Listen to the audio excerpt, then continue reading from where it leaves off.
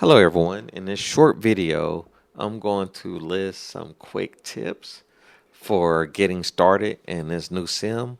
Now, if you haven't heard about this, Assetto Corsa EVO just dropped in early access. This is early access. It just dropped on the 16th. I've been driving around in this sim for about over 2 hours now, and I've been having a pretty good time with it. However, I have pretty decent specs. I'm looking at some of these Steam reviews and I see some people having some issues with performance. Right off the top, it's kind of awkward recording VR for this game, just a little bit, because the left and the right, it shows both eyes. I don't know why some games does this and others don't, I wish they would, and I just want to see the right eye or the left eye. Let me choose.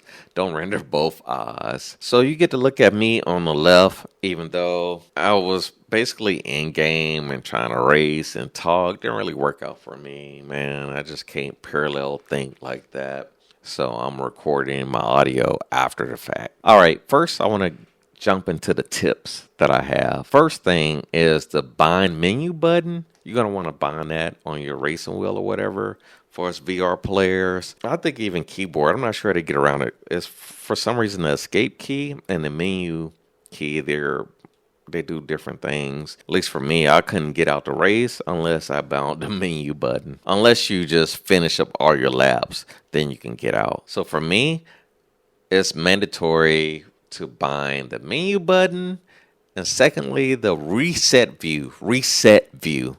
You can find reset view in your controls. Go to your racing wheel or keyboard. Then go and bind reset view. For me, on my keyboard, I bound the space bar, and on my racing wheel, of course, I bound reset view there. So once again, it's under like controls, menu, camera, reset view. You want to have that bound. Lastly, it's probably just Pimax Crystal or whatever, Pimax VR headset Pacific. You want to make sure your headset, the default position, is facing your monitor or whatever, it's facing the direction you plan on racing in. That's what I mean. Your default direction is facing that direction. So when you first do your setup for the Pimax Crystal, like when you first turn it on, you go through the menu, you have to set it up. Always make sure it's facing that direction, because this is the one sim game where it matters where the default direction is. I noticed like the reset view button does not work correctly unless your headset is already facing roughly that direction. It feels like it's a cone of 100 degrees or something. In most games, reset view, it doesn't care. It's 360 degrees. Like, you could be facing the wrong direction, right, when you set up your headset. And then when you hit your reset view, how it should work, it disregards the default direction. It only cares about the direction you're facing, but for some reason in this sim game, it doesn't work that way. Got to make sure your headset is facing the correct direction. All right, that's it for my tips. But at least my first impression is I'm having a blast with it. It's a lot of fun. I feel like it's worth it if you're okay with the single player.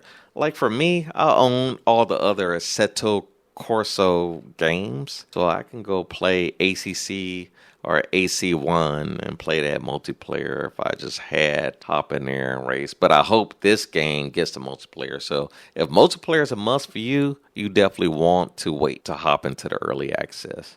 Just wait and you can just grab it later, But for me, it's worth the price, since I'm just going to use this opportunity to get better with the tracks. I'm very rusty.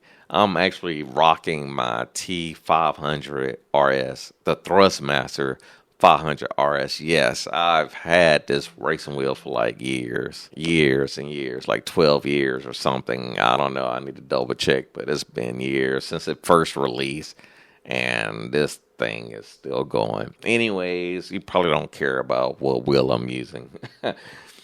The game itself, though, is pretty fun in my opinion. But I just been racing by myself, practicing. There is no single player story or anything like that.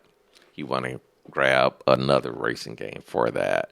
Maybe they'll add that before it goes into 1.0. So maybe you want to wait for a release if you care about multiplayer or single player. All right, I don't want to go too long with this video. That's it. Thanks. Bye.